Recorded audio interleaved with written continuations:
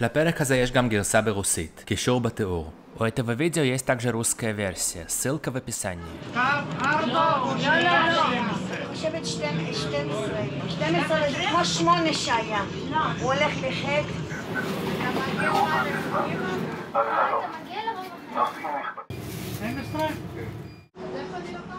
זה לא יאמן, אבל את כל הקטעים האלה ואחרים, עשרות אנשים אבודים, מבולבלים וחסרי אונים, צילמתי בתוך 2 שעות בלבד.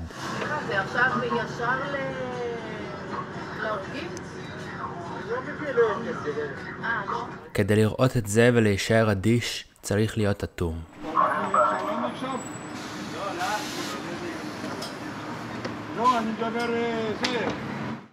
אבל הכי קל פשוט לא לראות.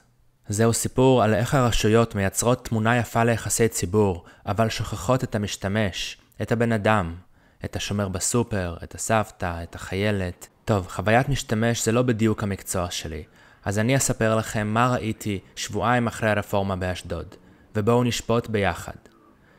כי הסתובבתי ברחבי אשדוד רק חצי יום, ובכל תחנה שנייה ראיתי אנשים חסרי אונים שלא יודעים איך להגיע הביתה או למקומות אחרים. וזה כואב ומעליב.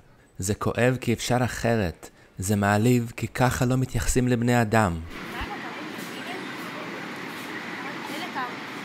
בלבול נורא כזה קורה בכל שינוי בתחבורה הציבורית בישראל, והוא יכול להימנע. אם מישהו יקדיש תשומת לב לפרטים הקטנים, הפרטים הקטנים של הרפורמה, הפרטים שאינם חשובים, כי הם לא מגיעים להודעות לעיתונות.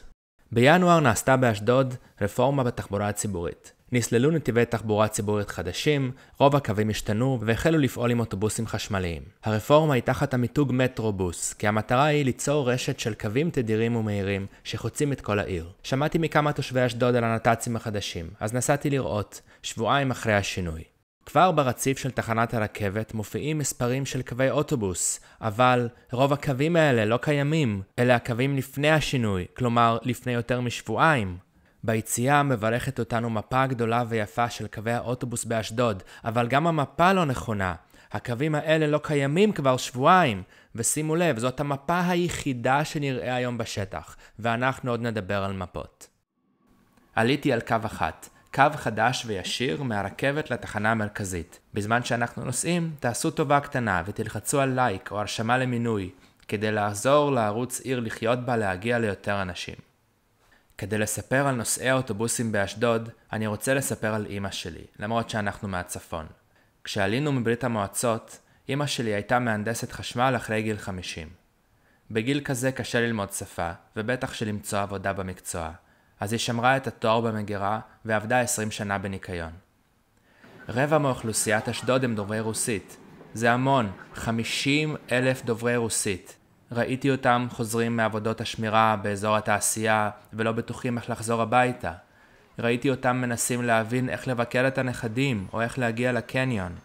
שרת התחבורה פרסמה סרטון שמתגאה בתחנות של העתיד. נתיב תחבורה ציבורית חדש בפתח תקווה, חברות וחברים.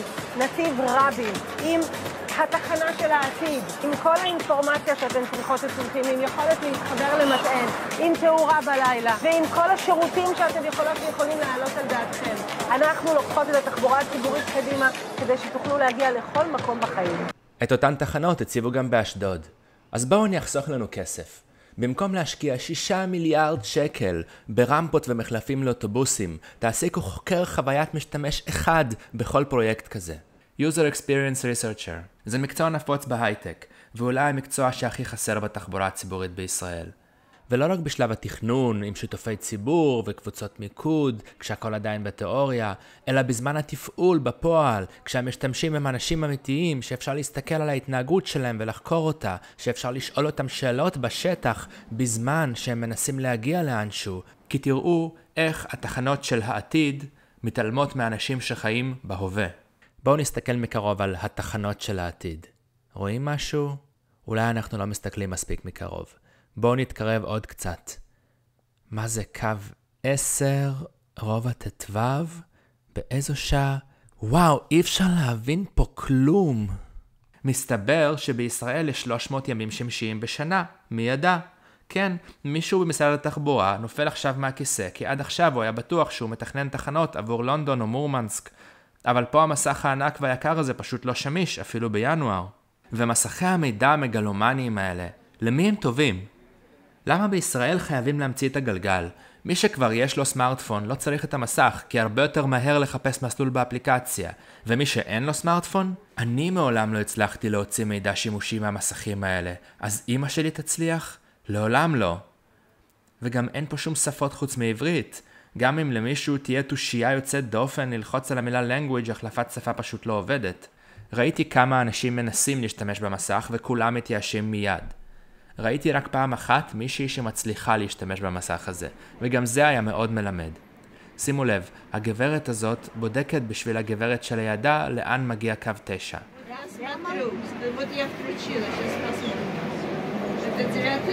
אבל בפירוט המסלול יש שמות של רחובות, לא של רובעים.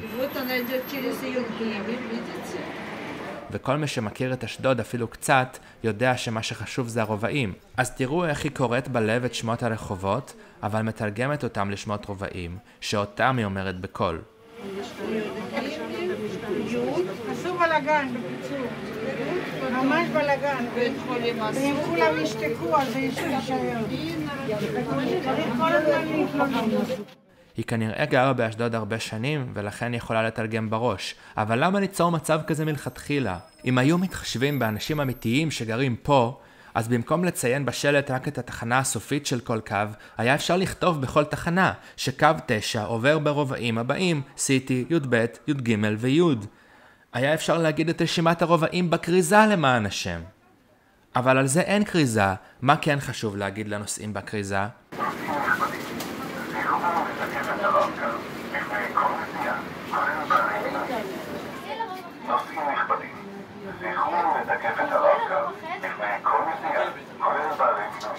זכרו לתקף את הרב-קו בכל נסיעה, כולל בעלי מינוי. כאילו אנחנו פושעים. למה שאנשים יתייחסו אלינו בצורה כזאת? למה במסעדה אין קריזה כל דקה, נא לא לעזוב בלי לבקש חשבון? למה בסופר אין קריזה כל דקה, נא לעבור בקופה בדרך החוצה? איך להזכיר לנו לא לגנוב זה יותר חשוב מלתת מידע שימושי, שהקו עובר ברובעים י"ב, י"ג וי'. איך מדיניות ארצית שלא מתחשבת בכלל בצורכי העיר הספציפית הזאת, הופכת את המשתמשים, אנשים מבוגרים שעברו דבר או שניים בחיים, שוב לכאלה קטנים וחסרי ישע. ושמעתם על מפות? מפה זה דבר כל כך בסיסי. מפת נייר, כמו שיש בכל תחנת אוטובוס באירופה, ושם הן תמיד מעודכנות. למפת תחבורה ציבורית של כל העיר יש ערך רב בתחושת ההתמצאות, בהיכרות עם העיר שאתה חי בה. מפה נותנת הרבה מעבר ליכולת למצוא מסלול מאלף לבית. מפה עוזרת לך להרגיש בבית ולהיות ספונטני, כי אנשים אמיתיים לא חיים על ציר בית עבודה, הם חיים בעיר שמציעה מגוון דברים, עיר שדורשת התמצאות, ובכל עיר באירופה, בטח בכל עיר בינונית ומעלה בגודל של אשדוד, ניתן להשיג מפת קווים של כל העיר. אבל בארץ, למה לטרוח? נוסעי התחבורה הציבורית הפשוטים האלה ממילא לא יודעים לקרוא מפה. איזו יוהרה. הקשישים האלה, שמשרד התחבורה, עיריית אשדוד וחברת אלקטרה אפיקים בזים להם כל כך, ידעו לקרוא מפת תחבורה ציבורית לפני שנולדתם. הם ידעו לקרוא את מפת התחבורה הציבורית של סן פטרבורג, או של קייב, או של מוסקבה. ערים שאגב, גם היום, עדיין מוציאות מפות מעודכנות ויפות של התחבורה הציבורית שלהן מדי שנה. תאמינו לי שהתחבורה הציבורית בלנינגרד הייתה קצת יותר מסובכת ומגוונת מאשר באשדוד. ותראו איזה פלא, אמא שלי ודודה שלי וסבא וסבתא שלי איכשהו הצליחו לקרוא את המפה. אז כמה כסף זה היה עולה לכם לעשות מפה ולהדביק אותה בכל תחנה? כמה כסף? וכמה כסף זה היה עולה לעדכן אותה בכל שינוי, לעומת שאר ההשקעה בתחנות המגלומניות האלה, גרושים. בתחנות באירופה אין מסכי מגע, יש שם מפות, ויש כבוד למקצוע הקרטוגרפיה, אבל אנחנו אומת הסטארט-אפ, אז את חוויית המשתמש אפשר לזרוק לפח. הטכנולוגיה תפתור הכל. בגלל שאין מפות בתחנות, השארתם אותנו, הנוסעים, חסרי אונים. הרבה מאיתנו אפילו לא יודעים איך לשאול. נוסע אחד שחזר מעבודתו באזור התעשייה, ניגש לנהגת דוברת רוסית ושאל אותה ברוסית על קו מסוים. אני תוהה כמה זמן הוא חיכה עד שהעז לשאול. אני תוהה כמה פעמים הוא חשש לשאול נהגים אחרים כי הוא לא ידע לנסח את השאלה בעברית, או חשש לא להבין את התשובה. אוקיי, אז תגידו שאומנם אין מפת קווים, אבל כן הוציאו חוברת עם מפה של כל קו בנפרד. אז בואו נדבר על החוברת. חוברת הפנטום, כי בחצי היום שהסתובבתי באשדוד, בסך הכל שבועיים אחרי השינויים, לא ראיתי אף לא עותק אחד של החוברת. לא באוטובוסים, לא בתחנות, לא ביד של נוסע. ואז לפנות ערב, ממש במקרה, נתקלתי במרכז שירות על הקו באמצע פסאז' במרכז מסחרי של אחת השכונות. הייתם יודעים לכוון לפה את סבא שלכם? היה חסר שם רק שלט זהירות נמר. ושם מצאתי את החוברת הזאת, בעברית וברוסית, שכל קו מופיע בה בנפרד. כלומר, בניגוד למפת קווים נורמלית, כאן, כדי להבין איך מגיעים מרובע ג' לרובע ט', צריך לקרוא 20 מפות ולא מפה אחת. ככה לא עושים את זה. ואם המסלול דורש החלפה, אז בכלל אין לכם סיכוי לבנות אותו עם החוברת הזאת. במקום חוברת מצאתי בחלק מהתחנות את השלט הזה. מפות הקווים מחכות לך. נניח שאתם יודעים מה זה קוד QR, והצלחתם לסרוק אותו. הקוד מוביל לאתר, שבו יש רשימת רובעים בסדר אקראי, ואפשר להוריד מפות ב-PDF, אם אתם יודעים להתקין אפליקציה שקוראת PDF. והמפה ב-PDF היא בפורמט הדפסה, ככה שחלק מהטקסט הפוך.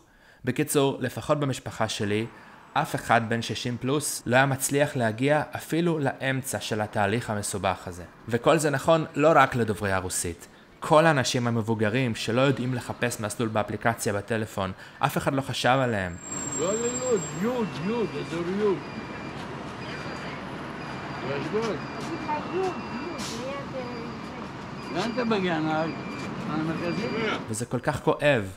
במקום סקר חוויית משתמש, היה פה מעקב עיוור אחרי הנהלים תוך בוז עמוק לבני האדם אמיתיים, החיים, המגוונים, שעומדים להשתמש בתשתיות האלה, שצריכים להגיד תודה לרשויות המיטיבות שנתנו לנו על חשבון כספי המיסים שלנו, נת"צים ותחנות יפות ונוצצות. ביליתי באשדוד רק חצי יום, וכל מה שעשיתי זה להתבונן מסביב.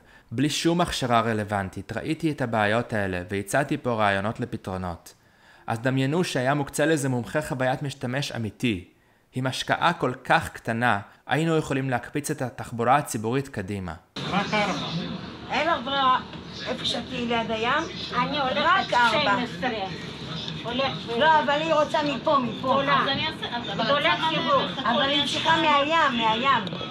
35 דקות אני נוסעת, וואו, 12. כן. שמה לציתי לשבת 35 דקות פה עשית את יכולה קו 6. 6 לא הולכת. בטח הולך, אני גרה שם. הלוואי שהרפורמה הבאה, בעיר הבאה בישראל, לא תראה ככה. תודה שצפיתם, תרשמו לערוץ, וביי.